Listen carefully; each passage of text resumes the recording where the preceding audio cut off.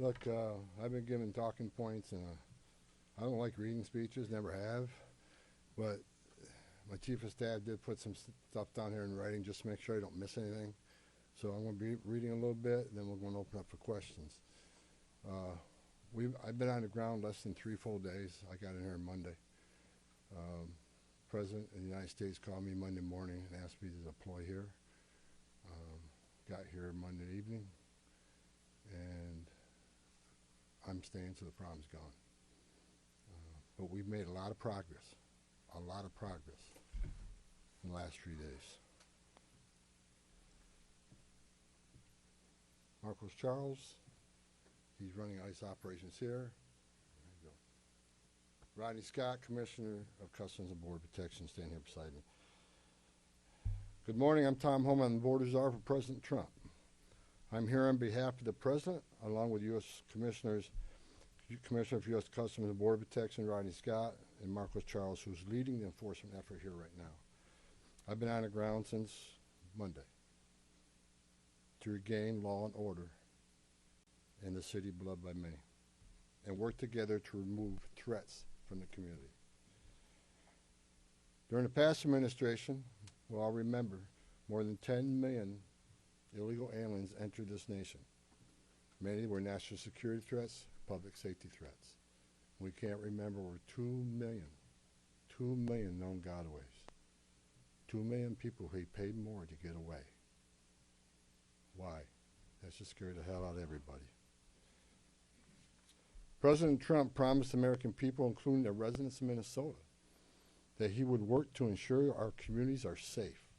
And with that, this administration is absolutely focused on identifying removal aliens that pose a public safety threat and national security threats. And the numbers prove it. The data proves it. In the past few days, I've met with Governor Walz, Attorney General Ellison, Mayor Fry, numerous police chiefs and sheriffs, and I have more to meet. I'll also be continuing the dialogue with business and religious leaders in partnership with Minnesota, your community leaders. I'll be meeting with them too, because I want to hear what they have to say. In my meetings with folks so far, and most important, the governor and the AG, the Mayor Fry, we didn't agree on everything. I didn't expect to agree on anything. I've heard many people want to know why we're talking to people who they don't consider friends in administration. Bottom line is you can't fix problems if you don't have discussions. I didn't come to Minnesota for photo ops or headlines. You haven't seen me. I came here to seek solutions, and that's what we're going to do. And we've come a long way, and we got some good wins for the people of Minnesota, I think, and for the administration and for the safety and security of this city. One thing we did agree on, though, everybody I talked to agreed on, was that community safety is paramount. One thing we all agreed on was U.S. Immigration Customs Enforcement is a legitimate law enforcement agency that has a duty to enforce the laws enacted by Congress and keep this community safe. Like I've said many times for the last several years, even before this administration, jurisdictions that refuse to cooperate with federal immigration authorities are sanctuaries for criminals.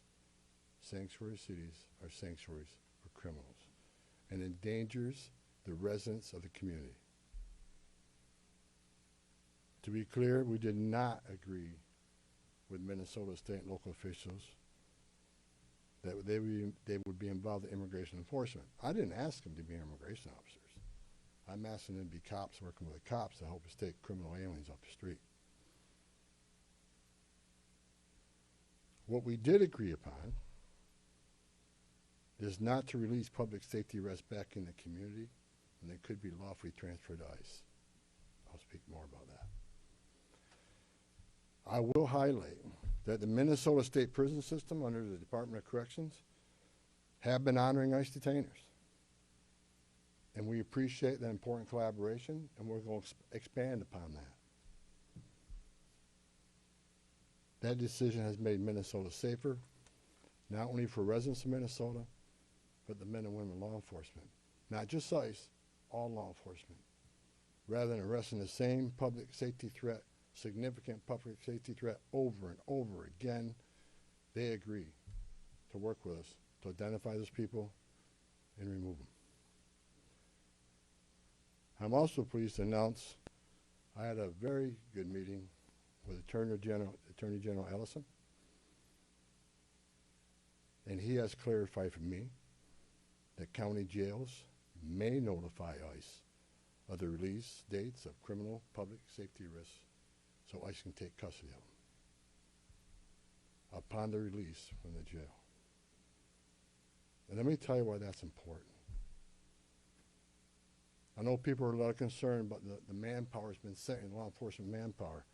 Look, I've said this many times before. I've said it for the last several years. Give us access to the illegal alien public safety threat and the safety and security of a jail. It's common sense. It's safer for the community, it's safer for the agent, and it's safer for the alien. Because anything can happen on a street arrest. It just makes common sense. And for the people that argue, well, we're a welcoming community because we want victims and witnesses of crime that are here illegally to feel safe to come to police without fear they're working with ICE, we're not going to talk to the victim and witness of crime. There's no problem there. They should feel safe to come to police and ask for help. All we want is to talk to the person that local and state law enforcement authorities locked in a jail cell. They chose to lock this person up. That's who we want to talk to, the public safety threat. So that argument is that protects victim witnesses of crime. It's a bunch of crap. Victims and witnesses of crime don't want the bad guy back in their neighborhood either. So great progress with the Attorney General and local sheriffs. And one thing, when we have these agreements, it takes less law enforcement agents to do the job. One agent can arrest one bad guy in the safety and security of a jail where he's behind the wire. We know we don't have weapons. But when you normally release that public safety threat, illegal alien back in the community, we have a job to do. We're going to arrest him. So we're going to find him. And what happens is now we got to arrest somebody on his turf. We have access to who knows what weapons. Now we got to send the whole team out. Cover the back door, cover the front door, officer safety reasons. Then because of the hateful rhetoric and the attacks on ICE officers, now we got to send a security team behind the arrest team. So what could have been done with one person in a safety and security jail, now we got 15, 16 people out there doing it. I know that causes stress in the community. So if we get these agreements in place, that means less agents on the street. More agents in the jail means less agents in the street. This is common sense cooperation that allows us to draw down on the number of people we have here. Yes, I said it. Draw down the number of people here. Because we have the efficiency and safety of the jails and the prison. Matter of fact, I have staff from CBP and from ICE working on a draw-down plan. What does that look like based on the cooperation? What does that look like based on how many targets we have left to find? In my meetings with Governor Walz, A.G. Ellison, and Mayor Fry, as well as state and local law enforcement, again, I appreciate they all acknowledge that we do have federal immigration laws in this country that have been passed by Congress, and that ICE is in fact a legitimate law enforcement agency charged with enforcing those laws. We're not making this up, folks. ICE is enforcing laws enacted by Congress. They're a federal statute.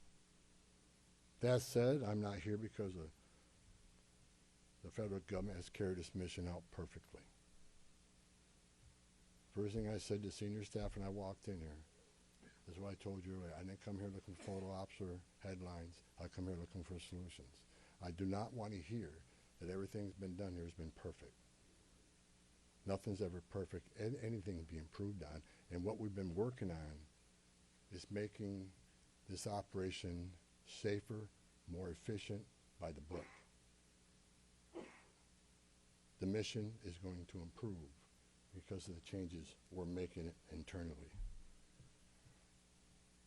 No agency or organization is perfect.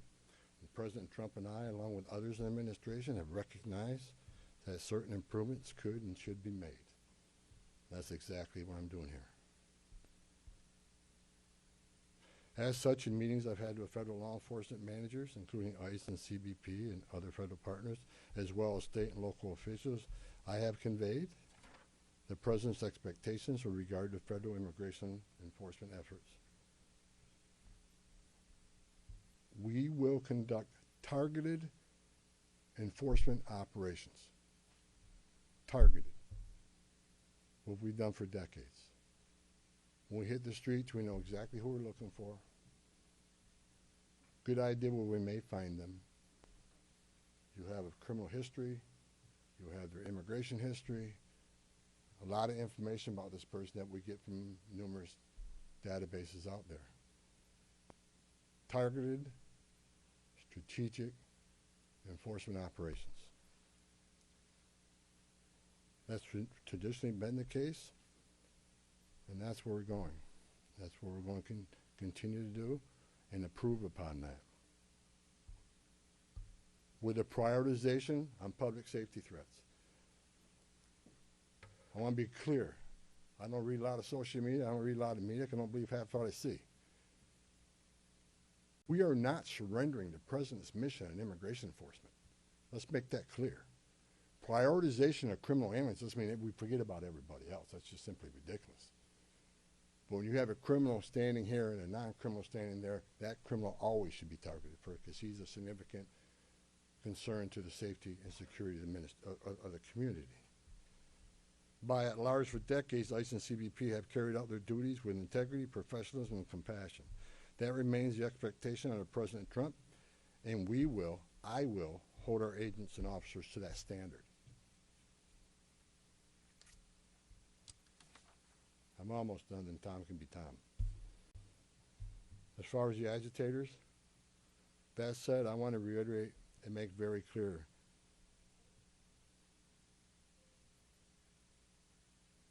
I want to make it clear, ICE and CBP officers are performing their duties in a challenging environment under tremendous circumstances, but they're trying to do it with professionalism.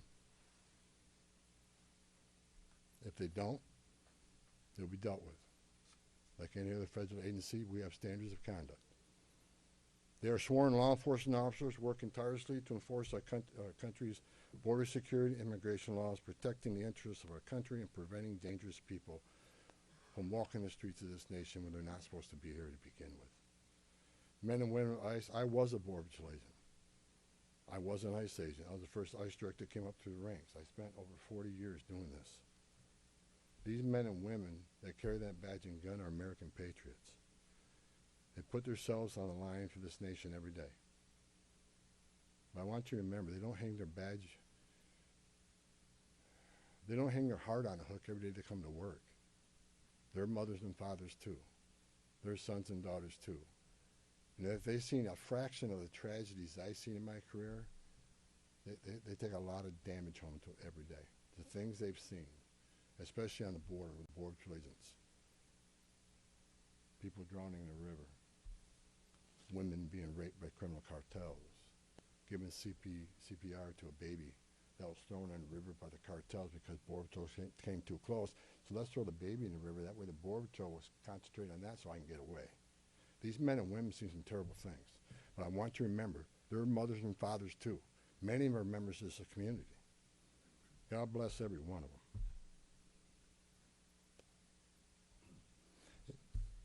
For the people out there that don't like what ICE is doing, if you want certain laws reformed, then take it up with Congress. Again, ICE is making this up. They're enforcing laws enacted by Congress and signed by the President. The same laws have been on the books for the last 6 presidents I worked for. I started with President Reagan and ending with President Trump. every administration, we enforce the same laws.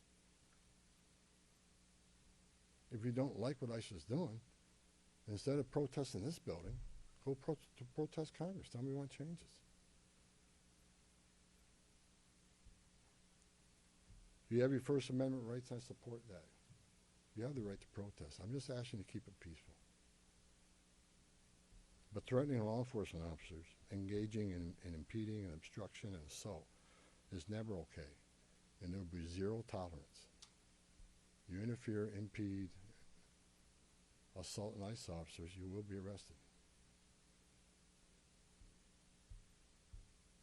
Like I said a bit earlier in my meetings with Governor Walton, Ellison, and Frey, as well as state and local law enforcement, I appreciate they acknowledge this, that public safety should be paramount.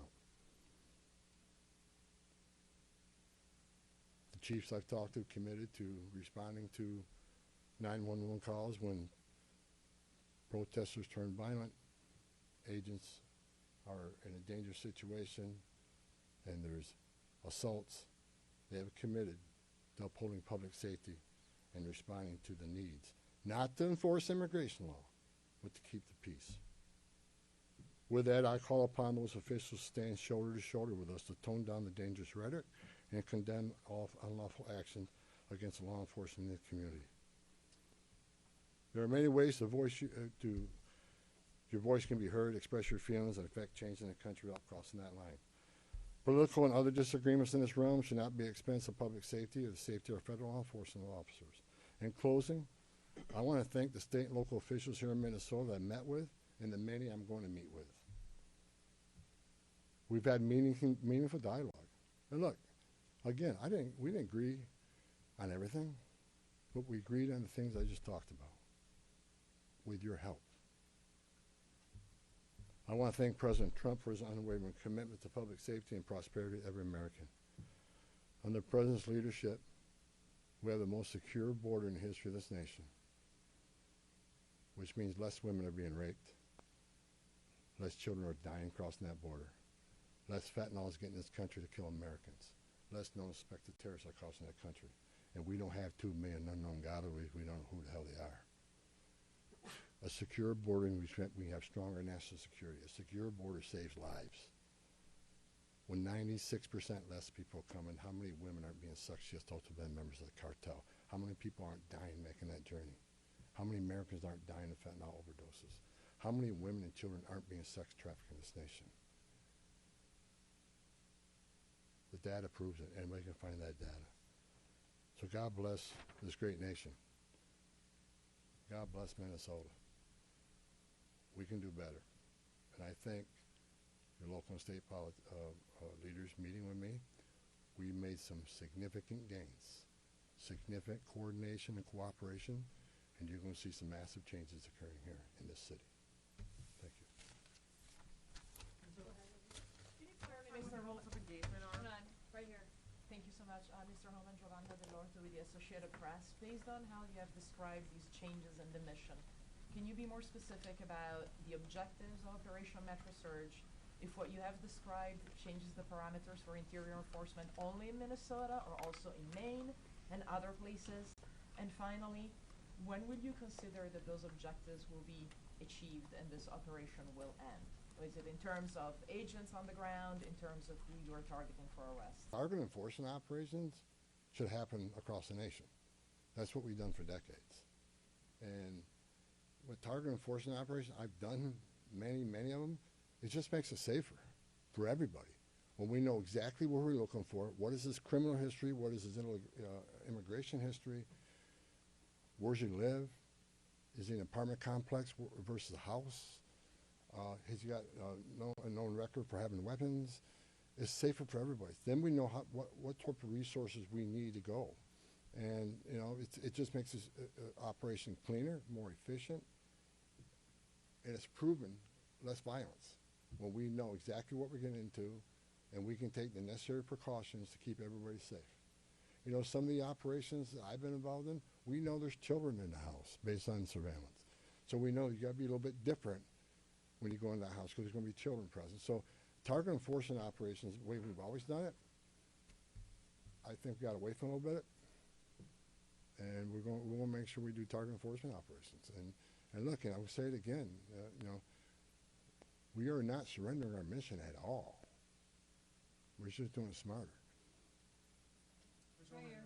Shimon Prokopez from CNN. Mr. Homan, how did we get here in terms of, you had Greg Bovino, who was the face of this immigration operation, the mission, as you say, to having border patrol agents in the interior of this country, stopping U.S. citizens, asking them for ID, creating this fear in places like Chicago and now here.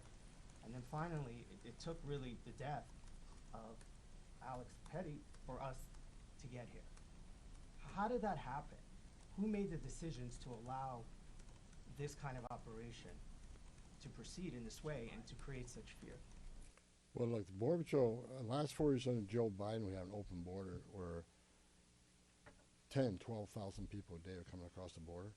Border Patrol got overwhelmed, which means we sent thousands of ICE agents down there to help deal with that humanitarian crisis, to help secure the border. Now we have millions of people released in this nation, many unvetted. Now we got to find them. Before the big, beautiful bill, we had a total just under 5,000 deportation officers to look for millions of people, many in public safety threats. So yes, we needed Border Patrol to come and help on our mission now. And reason for the massive deployment is because of the threats, because of the violence. Our officers need to be protected. If I'm on an operation, an arrest team, I'm going to a house, I got to be busy with that guy, the dangerous guy, and I can't keep looking over my shoulder at what's happening outside the house. So we brought extra resources in to provide that security. And as I said, as we drill down on these great agreements we got and this great understanding we have means less. So we can draw down those resources. When the violence decreases, we can draw down those resources. But based on the discussions I've had with the governor and the AG, we can start drawing down those resources as far as those looking for public safety threats being released, and do it in the jail with much less people. So the drawdown is going to happen based on these agreements. But the drawdown can happen even more if the hateful rhetoric and the impediment and interference will stop. So Border Patrol, I was a Border Patrol agent. These men and women are patriots. God bless them. They're here to help us. And the drawdown will come soon, depending on when this actually, I see this in play. But the agreements to have a loan is going to cause a significant drawdown. So you're going to see a drawdown. Just on a personal, Go ahead, Ben. you've been doing this Ben, for go 40 ahead. years. Just Tom a Homan. follow-up. Ben, go ahead. First off, Ben Burkbaum, Real America's Voice News. On behalf of the American people, I just want to say thank you to you and to all of the agents that are putting their lives on the line to go after the people that were allowed in the last administration. We watched that happen in the media, the honest media, covered up by many of the media that are behind me. We want to say thank you, and to all the men and women that are out there. Can you talk to us about what's being done with the leadership on these signal chats, on these WhatsApp chats that are organizing the attacks against you, the obstruction against you? Are we going to be arresting those individuals as well? And to the folks out there in America that voted for this, that want mass deportations because they saw a mass invasion under Joe Biden, what would you say to them? How are we going to get to that point? Well, first of all, about the organization and the funding of the attacks on ICE. I'm not going to answer a lot about that because I'm not going to show our hand, but they'll be held accountable. Justice is coming. Again, we got to all remember why the questions we've seen and why we're here. What started this? 4 years of an open border, where millions of people are let in this country unvetted. Remember, let's not forget, for 4 years, we were told the border's secure. 4 years, we were told the border's secure. And we all knew it wasn't. And I want this to be a positive thing we're doing here today. I also want to remember the politicians are continually attacking us. Where were they the last 4 years when the number of women and children sex trafficking went all-time high? Where were they when 250,000 Americans died from fentanyl coming across the border? Where were they when women and children are dying making that journey. Where were they? Over 4,000 aliens making that journey died, historic record. Where were they? Not a word. Now we're just trying to respond to what happened the last 4 years and keeping this country safe. And we're arresting a lot of public safety threats, take them off the streets, which make this country safer. President Trump promised to make this country safe again, and that's what we're doing. But my 2.5 days up here, we made a lot of progress. I think everybody agrees on the criminal and public safety threats. They agree it's much safer and easier to arrest an alien in a facility than send a whole team out in the field that's going to draw anger, because now we got to send a bunch of people to do something that could have been done by 1 or 2 people. And I've said this for years. I have no ill will to anybody in Minnesota. All the people I talk to, we're never going to agree on everything. We have different philosophies and different opinions on immigration, but we all agree this is a way to go to reduce safety, reduce crime, not reduce safety, reduce crime and increase safety for our operations. More people in the jail means less people on the street. It's simple math. Sir, Lana Zach, CBS News. Everybody I've spoken with agrees that if somebody has a violent criminal history and is a fugitive, they don't want them as their neighbor. But when you're talking about a targeted operation, and are you talking about targeting people whose crime is coming to this country, or is it a more specific definition now? All operations will be targeted, but the prioritization are going to be criminal aliens, public safety threats, and national security threats. I've met with Marcos and his staff. We got a lot of them. We got a lot of them to keep us busy. So that would be our focus. So that is enough that's what, there is not going to be a focus on people who have no other crimes except for their status. If you're in the country illegally, you're never off the table. But prioritization doesn't mean you forget about everybody. So let me say this. If the message we send is you can enter this country illegally, it's a crime, don't worry about it. You can have your due process, show up in court, not show up in court, get ordered removed, don't worry about it. Unless you commit a serious crime, you're good to go. If that's the message we send to the world, you're never going to fix this problem. The most vulnerable people in the world will make that dangerous journey like they did under the Joe Biden administration. Over 4,000 aliens died making that journey. And again, a significant increase in sex trafficking. Because when they did that and opened those borders up saying, we're not going to detain you, we're going to give you free health care, we're going to fly you to the city of your choice, put you in a free hotel room, give you 3 meals a day, and give you work authorization, we're just going to bring you in. And when they did that, they sent a message to the whole world, you can come and do this. And what happened? They overwhelmed the men and women of the Border Patrol, where many days 70% of agents were pulled off that line. 70%. You don't think the criminal cartels had a field day with that? They created gaps for the cartels do their activity. And that's why you've seen the rise in fentanyl overdose. That's why you saw the rise in sex trafficking. The 2 million plus known gotaways, why did they pay more to get away? Why didn't they pay less, turn yourself in, get released within 24 hours? You get a free airline ticket to the city of your choice. We're going to give you a free hotel room, and we'll give you free food and free medical care. And you're going to get work authorization in 6 months. Why did 2 million people choose to pay more not to take advantage of that giveaway program?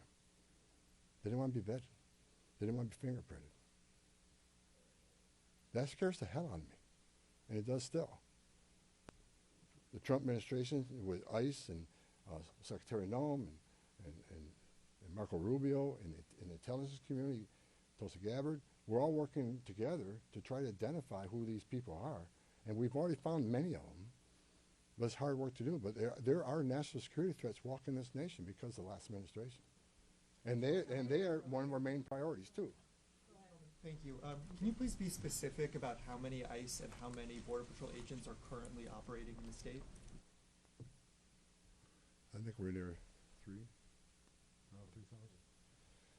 There's been some rotations. Another thing I witnessed when I came here, I'll share this with you. I met with a lot of people, a lot of the agents. They've been in theater. Some of these people have been in theater for 8 months. So there's going to be rotations of personnel. Hopefully less now that we have some agreements, maybe we can make it more efficient and safe. But they've been in theater a long time, and so you know there's rotations happen all the time to get people out of here and go home, get some rest, and see their families. Day after day, can't eat in restaurants. Day after day, having people spit on you and blow whistles at you. Day after day, having all these threats at you. Day after day, having people trying to interfere with you. Day after day, you know, they're human. So you know we've got to rotate these people, and we've already rotated some. But my main focus now is drawdown, based upon the great conversations I've had with your state and local leaders. Again, I'm not a fool. I'm not walking away without seeing this put in place.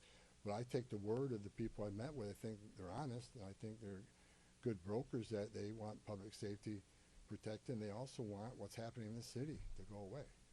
And that's my goal. Last question in the back. Mueller Newsmax. The new video of Alex Preddy is now circulating. Your reaction to that, and do you think law enforcement could have played a role if, like, let's say, Minneapolis police were able to respond to that? Have those top law enforcement officials said they'll help or do anything to help these agents who are out here? I'm not going to comment on any of these shootings. I said from day one, I said on any of these shootings, as a career law enforcement officer, we'll let the investigation roll out, let the investigation play out, and let it go where it goes. I'm not going to come out and make any comments that I think is right, wrong. Do I have an opinion? Yeah, my personal opinion, but I'm not going to share that with you. I'm going to tell you, let the investigation play out and see where it goes. But again, the president, one of the words he said to me when I came up here, he said he didn't want to see anybody die. The less interference, the less rhetoric, the less, you know, I have buried Border Patrol agents and I buried ICE agents throughout my career, and the saddest thing I've ever done is